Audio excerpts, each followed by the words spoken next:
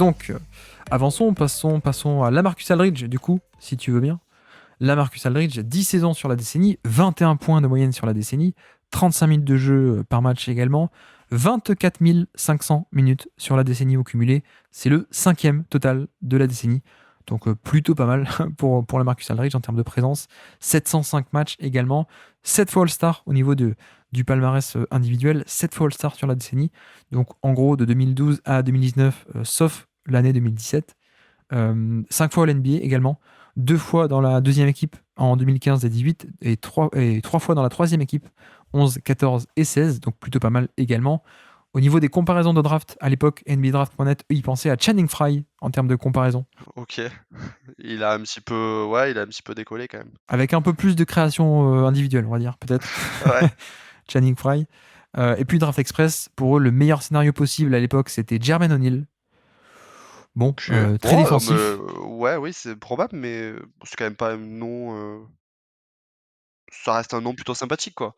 Ouais, un peu meilleur défenseur quand même, Jermaine O'Neal, je pense. Ouais, Et puis le pire scénario possible pour eux à l'époque, c'était Channing Frye également. Donc voilà le d'accord. spectre des possibilités entre Channing Frye et Jermaine O'Neal. Surnom, bon, à part LMA, il n'y en a pas. Et puis donc au niveau du parcours, rapidement, il a déjà 25 ans au début de notre décennie. Et donc en 2011 à Portland, évidemment, 40 minutes de jeu par match à Portland, 22 points de moyenne chez les Blazers. En playoff, ça tombe contre Dallas au premier tour. La fameuse série où Brandon Roy aura un dernier coup avec son fameux match 4 ou 5, je sais plus. Mais bref, donc éliminé au premier tour par les Mavericks. 2012, 36 minutes de jeu par match, toujours pour LaMarcus Aldridge, titulaire évidemment. 22 points de moyenne pour Aldridge également. Pas de playoff cette année-là, par contre. 2013, toujours 21 points de moyenne pour Aldridge. Pas de playoff, malheureusement. Toujours un minutage énorme aussi, 38 minutes de jeu par match. 2014, 36 minutes de jeu par match encore, 23 points de moyenne. Et cette fois, ça y est, il y a les playoffs, notamment parce que Robin Lopez est arrivé. Et donc, en playoff, ils battent Houston au premier tour. La fameuse série avec C'est le shoot de Damian Lillard. exactement le shoot avec Lillard. Une série d'ailleurs où lui, il met des énormes cartons contre Dwight Howard sur les 2 premiers matchs. Je crois qu'il fait back-to-back plus de 40 points sur cette série, mais bref. Et donc ensuite, ils se font battre par les Spurs du Beautiful Game au deuxième tour des playoffs 2014. 2015, toujours à Portland, toujours 35 minutes de jeu par match, 23 points de moyenne. Et en playoff, c'est éliminé contre Memphis au premier tour. Et puis ensuite, il y a la free agency, et donc l'équipe de Portland est un peu désossée, on va dire, et lui hésite un peu entre Phoenix et San Antonio. Je ne sais pas si tu te souviens, mais Tyson Chandler signe à Phoenix pour essayer de le faire venir, ouais. Ouais. Mais ça ne marche pas, et du coup il va aux Spurs. Joli choix de carrière. J'ai pensé à ça en préparant l'émission. Je me suis dit, Ah ouais, non, et d'ailleurs ça a été un peu la fin pour Tyson Chandler, malheureusement. ouais, c'est ça, il a, sur ce coup de pari, enfin sur ce pari, il brise sa Ouais, fin de carrière. Je trouve ça un peu triste. Ouais, ouais, c'est peut-être la faute de Aldridge, du coup, ouais, possiblement, qui, ouais. euh, qui du coup va aux Spurs, et du coup saison 2016, il fait partie de cette très bonne équipe des Spurs, magnifique, historique même, je pense. Ouais. Il fait encore du 31 minutes de jeu par match dans cette équipe. Titulaire, évidemment, 18 points de moyenne. En playoff, ça s'arrête contre OKC au deuxième tour, malheureusement. Un peu upset par OKC. 2017, 32 minutes de jeu par match, toujours 17 points. Et en playoff, ça s'arrête contre les Warriors en finale de conférence, à cause de la cheville sur Zaza Pachulia, bien sûr. 2018, Kawhi Leonard ne joue pas trop, la fameuse année bizarre où Kawhi ne joue pas. Du coup, lui, il reprend un peu les pleins pouvoirs. 23 points de moyenne par match, ça remonte un peu. Et en playoff, c'est éliminé contre les Warriors au premier tour. 2019, du coup, 21 points de moyenne à côté de DeRozan. Et toujours une bonne équipe, hein, une équipe qui va en playoff, qui perd malheureusement au premier tour contre Denver, ton Denver au premier tour. Et puis 2020, dernière année de la décennie, toujours encore et toujours aux Spurs, 33 minutes de jeu par match, 19 points de moyenne cette année 2020. Pour le coup, pas de playoff pour la première fois. Donc voilà. Et d'ailleurs, tu noteras que c'est un des seuls joueurs, un des seuls 4 joueurs de la décennie à avoir fait 10 saisons pleines en tant que titulaire à gros temps de jeu. Ouais. Ouais, ouais. Et Il y quasiment a tout lui, au-dessus des 20, enfin, au-dessus des 19-20 points de oui, moyenne, tout quoi. à fait, Ouais. ouais. Mais je crois qu'en tant que titulaire pendant 10 saisons, on a DeRozan, on a LeBron, on a Chris Paul et donc on a Aldridge. On peut peut-être aussi compter Westbrook qui a fait une moitié d'année blessé. Mais bref, oui, donc pour te lancer, une longévité donc qui est assez impressionnante. Mais finalement, quelle valeur on donne à son profil durant toutes ces années? Je trouve que c'est Un peu terrible en fait de placer la Marcus Aldridge parce que quand tu penses à son nom, c'est ça qui te vient en tête, c'est cette longévité. Tu te dis, ouais, mais quand même, il était là tous les ans. C'est un joueur de basket avec des fondamentaux qui sont assez magnifiques à voir, je trouve. Et ensuite, tu te poses sur le parcours et tu te demandes en fait, là-dedans, est-ce qu'il n'a pas été placé peut-être un petit peu trop haut dans les organigrammes dans lesquels il était, dans les effectifs dans lesquels il était, et s'il n'y a pas eu quelque chose d'un peu stérile dans sa manière de dominer offensivement le jeu, parce que c'était pas spécialement un monstre d'efficacité, ce qui s'explique par le fait qu'il jouait beaucoup entre le dos au panier, mais avec beaucoup de mid-range, de shoot à mi-distance. Défensivement, c'est difficile de le positionner parce que on l'a tantôt vu comme un mauvais défenseur et puis finalement quand il était mieux utilisé, c'était un défenseur plutôt correct. Et du coup, quand tu regardes le bilan des équipes dans lesquelles il était, il y a quand même beaucoup d'années qui finalement étaient moyennes. Et c'est pas forcément de sa faute non plus parce qu'il a vécu la fin du cycle Brandon Roy, Greg Oden.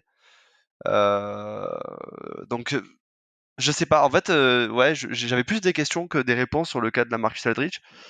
Ouais, beaucoup de mal à positionner son profil. Je vais faire exprès d'exagérer un peu, donc ne prenez pas ça au premier degré, mais je me demande à quel point on n'est pas dans le cas un peu de Rudiger, mais un Rudiger qui aurait eu la chance d'être dans de bons contextes. Je m'explique pourquoi est-ce que je dis ça, parce que finalement, un de ses seuls attraits, ou en tout cas le principal de très loin, c'est finalement la création individuelle, parce que le passing, il n'y avait pas grand-chose, le jeu sans ballon, il n'y avait pas grand-chose, le spacing, il n'y avait pas grand-chose non plus. Donc finalement, sa valeur, c'est la création pure individuelle, offensive, évidemment. Et à quel point, du coup, la question, c'est à quel point est-ce qu'il a été bon en tant que créateur individuel. Et la réponse, c'est Bof. plutôt bof-bof, Ouais, bof. finalement, comme tu disais. C'est un peu ça, du coup, qui rend, comme tu dis aussi, son cas un peu compliqué. C'est que c'était surtout un scoreur, c'était surtout un créateur individuel pour lui. Et à quel point est-ce qu'il était efficace, il n'était pas trop, quoi, finalement. Pas jamais de manière incroyable, en tout cas. En termes de volume, on est sur des volumes qui oscillent entre 25 et 30% d'usage, on va dire, toute la décennie. Et avec des efficacités qui tournent autour de la moyenne, on va dire. On est à première année de la décennie, on est à plus 1%, ensuite ça monte à plus 6, ensuite ça redescend à moins 1, moins 6%, ensuite moins 1% de nouveau, plus 4%, moins 4%, plus 2%, plus 3, plus 1%. Enfin bref, c'est quand même beaucoup d'oscillations autour de la moyenne sur des gros volumes, qui ne sont pas d'ailleurs pas non plus des énormes volumes énormissimes de James Harden ou Russell Westbrook, voilà. Donc, je sais pas, je te pose la question, est-ce que j'exagère un peu, et je pense que je le fais un peu, mais je te pose la question, est-ce que j'exagère quand je dis un Rudiger qui a été dans de bons contextes? Alors oui, je pense que tu exagères parce que je pense que Rudiger n'avait pas forcément la capacité à prendre les volumes qu'il avait et à transformer à ce point. Mais par contre, dans l'esprit, ouais, je suis d'accord avec toi. C'est que je trouve qu'il y a quelque chose de très stérile dans sa manière de dominer offensivement. Et d'ailleurs, c'est ce que je me suis dit, mais en playoff, finalement, quelle série a été marquée de l'empreinte de la Marcus Aldridge? Et je crois que il a dû jouer quand même en playoff 6 ou 7 saisons dans la décennie. Et il n'y a aucune série qui m'est naturellement venue. Tu vois, mais quand tu dis qu'il fait deux gros matchs dans la série contre Houston, finalement, c'est quand même le jeune Lillard qu'on retient, je crois, le plus dans cet affrontement, quoi. Oui, Euh, pour le tir, tu veux dire, pour le côté Ou marquant. ouais, et puis même au global sur qui a pris le devant sur la série, j'ai pas l'impression que la Marc Aldridge était particulièrement dans son rôle de vétéran, dans cette série, quoi. Après, là, pour le coup, il a vraiment été assez très bon, je trouve, sur cette série, avec donc des grosses pointes au scoring. Mais le problème, c'est que sur ce côté marquant, peut-être un peu plus subjectif, peut-être, tu vas regarder les highlights de ces 45 points contre Dwight Howard au match 1 et au match 2, c'est que des fadeaway et c'est que des trucs pas impressionnants, quoi. Donc, t'as l'impression de voir la Marcus Aldridge d'habitude, quoi, finalement. Ouais, non, peut-être, c'est ça, et du coup, même dans la transition aux Spurs, les années où on croit en eux, c'est parce que Kawhi Leonard est là et que l'effectif est globalement bon, en fait. Mais j'ai pas l'impression qu'on voyait la Marcus Aldridge comme une force particulière, pour aller au bout ou pour aller loin dans les séries. Et notamment du fait qu'il n'était pas hyper efficace en fait. Donc vu que comme tu dis sa principale force c'est ce scoring individuel et que dans le domaine en plus il n'est pas particulièrement létal, ça devient un fort joueur mais pas forcément très déterminant quoi.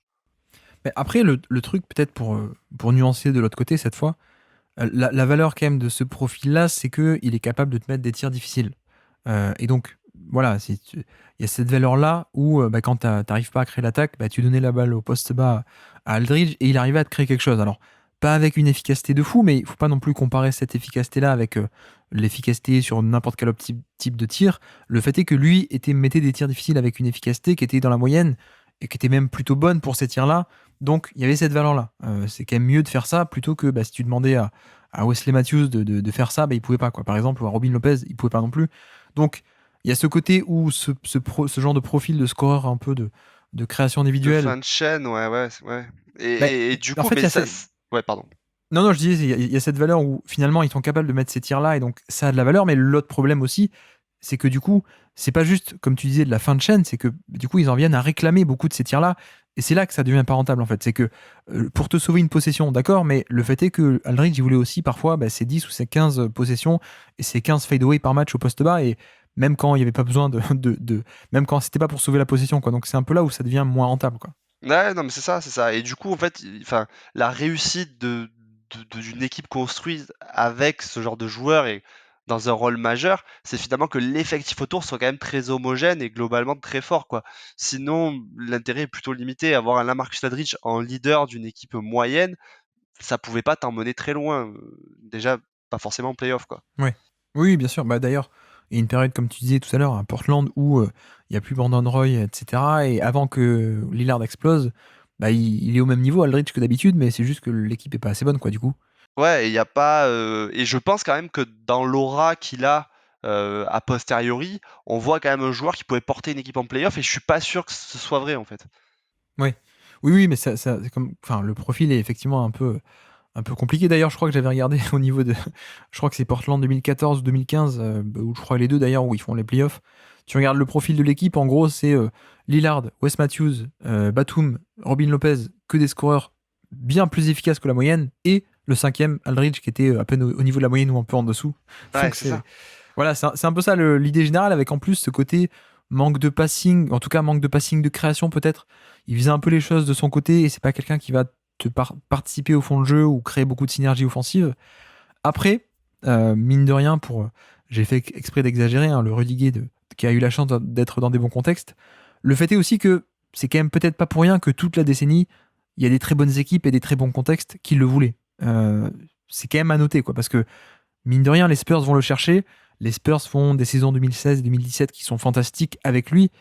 Bon, c'est que quand même, il y avait un peu plus que Rudiger des mauvais jours, quoi. Ouais, c'est ça. Et puis, je trouve qu'aussi on se souvient de lui quand même comme d'un mauvais défenseur, mais je trouve que dans son passage aux Spurs, il y a des périodes où on voit que quand il est bien coaché, il arrive aussi à se mettre au diapason et à apporter de ce côté-là du terrain. Et je trouve que Ouais. il faut quand même le noter parce que enfin, ça relativise aussi sa valeur pendant les années à Portland et seul pendant les années des Spurs, parce qu'on n'a pas forcément ce souvenir-là qui va rester en tête, quoi. C'est vrai que sur le profil physique, c'était un C'était pas un phénomène, quoi. Alors, protecteur, ouais. il n'était pas hyper athlétique, hyper agile, ce genre de choses. Il était plutôt rigide comme athlète, mais hyper grand, avec des bras hyper longs, et qui, du coup, avait cette valeur aussi de protection du panier. Alors, pas élite, évidemment, mais quand il était bien placé et quand il était bien concentré, notamment aux Spurs, il avait cette valeur de bon protecteur de panier, en tout cas bien inséré dans les systèmes défensifs, notamment. La première année aux Spurs, il joue à côté de Tim Duncan, faut pas l'oublier, en 2016. Et puis même après, quand Tim Duncan s'en va, lui, il est encore là, il est encore bon, hein. Ouais, Donc je trouve effectivement aussi que c'est aussi la différence avec Rudiger ou avec ce genre de profil, Tobias Harris ou d'autres, hein. C'est que mine de rien, peut-être que son attaque, comme tu dis, on s'en souvient un peu trop bien. Enfin, en tout cas, on a un meilleur souvenir que ce que c'était réellement, mais peut-être que sa défense aussi était pas aussi négative que ça. Et au-delà du passage plutôt bon en défense à San Antonio, moi-même j'ai revu donc la fameuse série Portland-Dallas du début de décennie. oui. J'étais surpris à quel point il était athlétique, à quel point il était plus mobile qu'avant, et à quel point finalement il était impactant, même sur la défense off-ball et sur certaines rotations et sur même certains switches parfois. J'ai pas, j'ai pas Ah oui, compris ce que carrément. je voyais, Ok. hein. Ouais, ouais, non, mais D'accord, ouais, c'est. parce que j'ai pas ce souvenir-là, ouais, clairement. Ouais. Non, mais du coup, j'ai eu un bien meilleur souvenir en voyant autant de matchs de cette époque de Aldridge. Les Spurs, très bon passage aussi. C'est vrai que le passage entre deux à Portland, là, j'ai moins impressionné peut-être par la défense. Mais voilà, je me dis que l'un dans l'autre, c'était pas pour rien si autant de contextes compétitif le voulait aussi peut-être. Donc c'est peut-être là la différence avec des scoreurs entre guillemets dans le vide, quoi. Ouais, parce que je pense que dans des effectifs bien huilés, il y avait quand même cette idée qu'il allait pas te coûter trop en défense s'il était concentré. Et effectivement, moi, j'ai pas le souvenir d'un joueur mobile, par contre, j'ai le souvenir d'un joueur très imposant et qui sait se placer, ou en tout cas qui était capable de le faire dans les bons contextes. Et ensuite, offensivement, quand je dis cette idée de bout de chaîne, c'est que pour moi, par exemple, à San Antonio, il y avait cette idée de soit on va l'impliquer dans des actions où bon bah il va prendre des bons shoots, soit on a toujours cette option de se dire bah on l'envoie au poste et puis il fait Oui, la Marcus Aldridge quoi. Et avec un coach intelligent, ça, je trouve que ça a beaucoup plus de valeur. Je oui, suis bien sûr. voilà, je suis pas sûr Oui. qu'avec Terry Stotts, s'il était resté à Portland, ça aurait été aussi positif. Ouais, alors après, le problème, encore une fois, c'est que bah, Aldridge ou DeRozan de Toronto, par exemple, oui, ok, la possession, elle marche pas, tu leur donnes la balle, ils font l'isolation, ils vont chercher les points. Plus que la moyenne, ok. Le problème, c'est que bah, il y a des fois, du coup, comme ils sont capables de faire ça, bah, ils en réclament beaucoup de ces tirs-là, même quand il n'y a pas besoin de sauver la possession, quoi. C'est un peu ça le problème de ces profils, C'est quoi. ça, bien sûr, bien sûr. Mais j'ai pas l'impression que c'était vraiment forcément le cas à San Antonio. Non, non, non. Et je pense que c'est pour ça que l'équipe avec Kawhi Leonard, c'était bien compris que les tirs compliqués iraient à Kawhi Leonard, et puis toi tu venais plutôt dans un second rôle, et j'ai pas le souvenir de joueurs qui prenaient des tirs compliqués comme à Portland, donc je sais pas si c'est moi qui bonifie trop l'ensemble ou. Non, non, mais on est d'accord, et encore une fois, moi, ça peut paraître bête, mais j'ai revu pas mal de matchs des Spurs et c'était plutôt bon en défense par rapport à mes souvenirs. En tout cas, c'était loin d'être cata. Et même, vraiment, pour moi, c'est un gage de qualité que Popovic et que cette équipe qui était candidat au titre le voulait, quoi, finalement. C'est que, encore une fois, c'est que finalement, on n'était pas tant que ça dans la caricature du scoreur dans le vide et dans le mauvais scoreur dans le vide. Mais bref, tu me dis si tu m'arrêtes, hein, si tu as d'autres choses à rajouter. Minutage de playoff, 2200 minutes. C'est le 37e total de la décennie. C'est plutôt costaud quand même. C'est plutôt costaud. Et puis donc allons sur le classement. Où est-ce que toi tu l'imaginerais dans notre classement actuel? Donc moi, je l'avais mis entre la 40 et la 41e. Je le voyais bien entre Paul Millsap et Paul Pierce. Ah ouais, d'accord. Ok. Ok, ok. Alors moi j'étais un peu plus haut. J'étais un peu plus haut. Du coup, moi j'étais au niveau de Sergi Ibaka, Au niveau de Sergi Ibaka. par Ok. exemple. Ah, mais Pourquoi oui, est-ce non, que... mais ça prend sens vu que tu parlais de Demar DeRozan, oui, effectivement. Oui, par exemple. Non, vas-y, explique pourquoi toi tu voulais... En fait, alors voilà, parce que du coup, vu que je redébarque dans le classement, j'ai essayé de me raccrocher à des joueurs pour qui je me disais, ok, il y a une sorte d'équivalence. Et Ouais. je trouvais qu'il y avait une bonne forme d'équivalence avec Paul Millsap. Mais c'est vrai qu'après, quand je regarde finalement les noms au-dessus, le mettre en dessous de Joe Johnson, ça n'a pas spécialement de sens. Oui, alors on va le descendre, hein, Joe Johnson de toute façon. Mais non, alors par contre, oui, juste pour te dire, Paul Millsap, on peut aussi le remonter. C'est pas impossible. Je crois que c'est Tom qui nous avait réclamé de le monter aussi. On Bah, peut du coup, en totalement. fait, je me dis que ouais, il y a peut-être de ça. C'est-à-dire qu'en fait, comme je me suis dit, ok, c'est à peu près pour moi équivalent à Paul Millsap, je trouve Paul Millsap assez bas. Ça fait bizarre de le voir derrière des Nicolas Batum, Danilo Gallinari, ou même Bradley Beal, Gordon Hayward, tu vois. Bah, surtout que pour moi, pourquoi est-ce que je l'ai mis aussi haut, moi, autour de la 23e, 24e place avec Sergi Ibaka.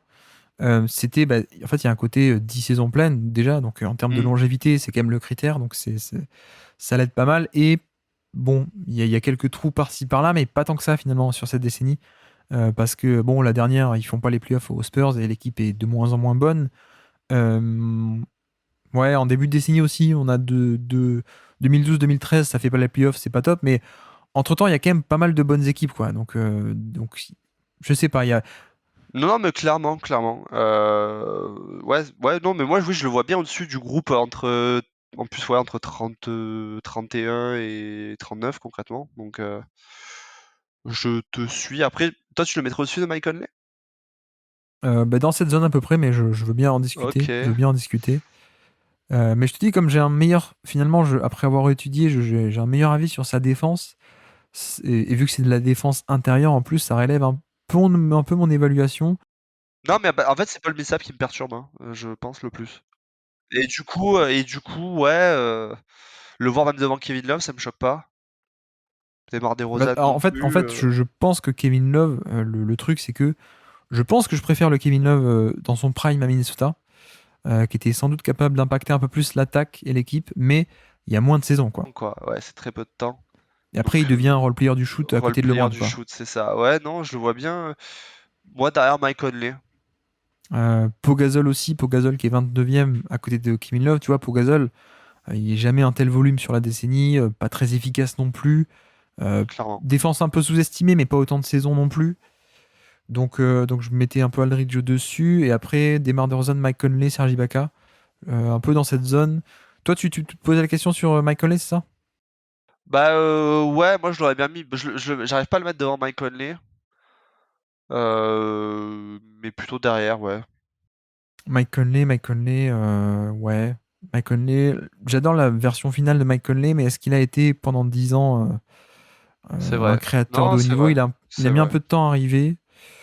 Mais en même temps, pendant Ça, 7, ouais, il est quand même 7 grosses années, je trouve, à peu près. ouais, ça peut se discuter, effectivement. Ouais, Et puis je ok, trouve qu'il est bah. plus déterminant dans le succès de son équipe que la Marcus Aldridge, mais peut-être que c'est moi qui. Et par rapport à Ibaka, du coup, parce que tout à l'heure, tu nous disais que tu trouvais Ibaka un peu haut. Ouais, mais alors moi, Ibaka, comme je te disais, je le mettrais vraiment beaucoup plus bas. Donc c'est vrai Ah, que d'accord, je ok. pense que, ouais, Tu t'en sers pas de point de repère, quoi. ouais, j'arrive pas à m'en servir comme point de repère, ouais. Et si je te questionne un peu pour au-dessus, Dirk Nowitzki, qui a moins de saisons, Rudy Gobert qui a pas beaucoup de saisons non plus, Nikola Jokic qui a que 4 saisons mais de All NBA. Est-ce qu'on met nécessairement Aldridge en dessous de ces gens-là?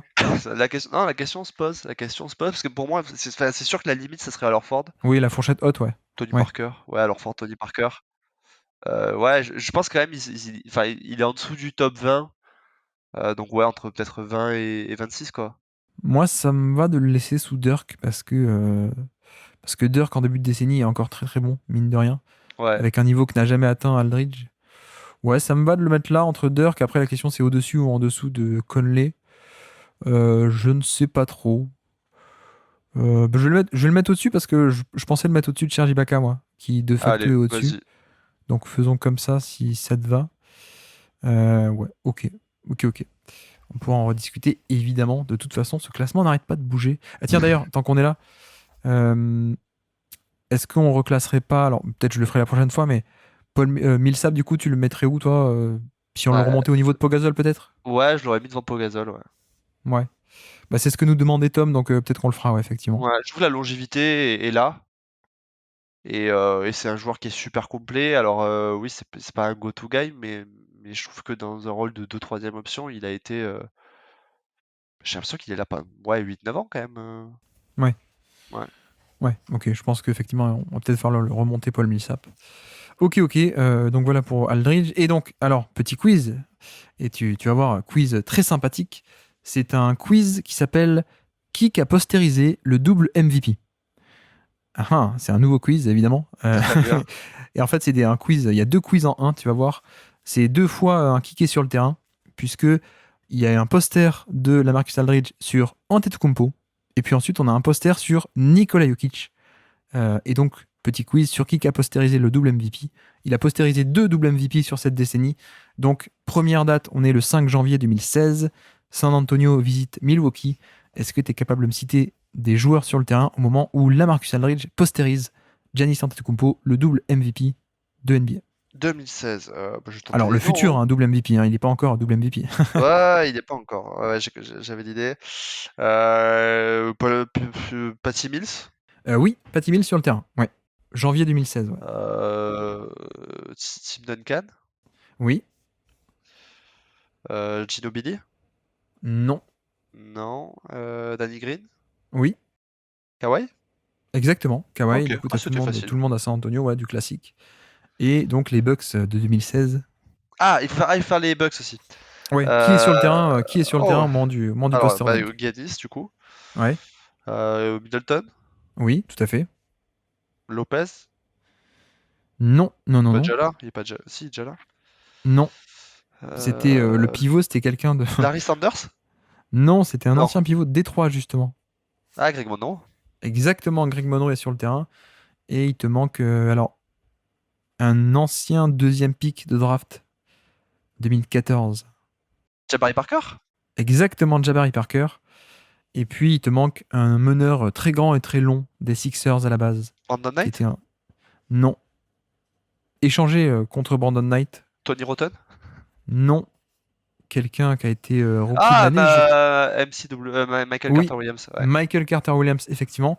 Donc Ils ça, avaient mis c'était. Michael Carter Williams avec Giannis et Greg Ah bah Monroe oui. sur le terrain. Ah ouais, Et c'était une grande tu époque. sais qui était le coach? Bah, c'est Jason Kidd, ça. Exactement. Bah oui. C'était Jason Kidd. Et donc, ça, c'était le 5 janvier 2016. Et on va aller maintenant pile un an plus tard, le 5 janvier 2017. C'est assez incroyable. Pile un an plus tard, jour pour jour, il posterise un autre futur double MVP. C'est quand même assez marrant. Et donc, San Antonio à Denver, est-ce que tu es capable de me citer des joueurs sur le terrain? Alors, San Antonio, Patty Mills? Non. Non. Y a toujours Tony Parker? Oui, Tony Parker. Ok. Qui peut y avoir? Danny Green? Ouais, Danny Green. Danny Green, Kawhi Leonard? Exactement. Et Alors, il n'y a plus Tim Duncan. Non, parce qu'il est parti à la retraite. donc du coup, qu'est-ce qu'ils font à ce moment-là? C'est un Espagnol. Splitter? Ah non, un Espagnol. Un espagnol. Un Espagnol d'Espagne, du coup.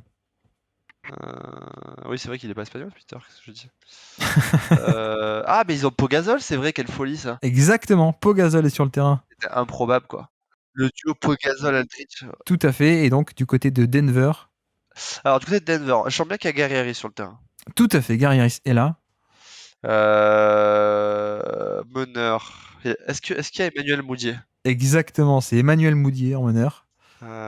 Ok, Emmanuel Moudier. Est-ce qu'on a encore Wilson Chandler à ce moment-là? Tout le Non, monde blessé, tout le monde c'est blessé. pas Wilson Chandler, c'est l'autre. C'est pas Wilson Chandler, c'est l'autre. Pas Gallinari. Exactement, Gallinari. Il est encore là? Waouh! Ah ouais, ça me paraît plus Et ouais, loin que ça. janvier 2017. Ok, c'est quelques mois avant son départ. Et il te manque le poste 4, qui était C'est un poste Nurkic? 4, non, poste 4 défensif, on va dire.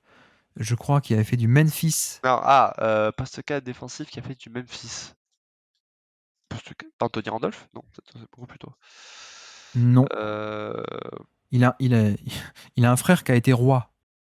Tu sais, le roi avec l'épée, là, comment il s'appelle? Attends, c'est Hernan Gomez? Non, le roi avec l'épée, là, tu sais, le mec qui sort l'épée du rocher. Oh putain, c'était Arthur quoi? Je vois très bien. Défensif, Arthur, t'es c'est le sûr? nom de famille. Ouais. Darrell Arthur. Exactement, Daryl Arthur. Darrell Arthur, je pensais pas qu'il était encore NBA lui à ce moment-là, tu vois. Jokic, Gallinari, Daryl Arthur, Gary Harris, Emmanuel Moudier. Mes indices sont de pire en pire, hein, décidément. C'est vrai. Mais du coup, voilà pour ce quiz un peu marrant, je trouvais, parce que Ouais, c'était pas mal. pile à un an d'écart, 5 janvier 2016, 5 janvier 2017. Et comment t'as trouvé ça d'ailleurs? En fait, je cherche des petits quiz, voire des posters dunk, et je suis tombé sur 2 avec pile un an d'écart. Et pile 2 futurs MVP, double MVP. Je me dis, c'est quand même pas mal. Ouais, c'est pas mal. Voilà. Comme concept.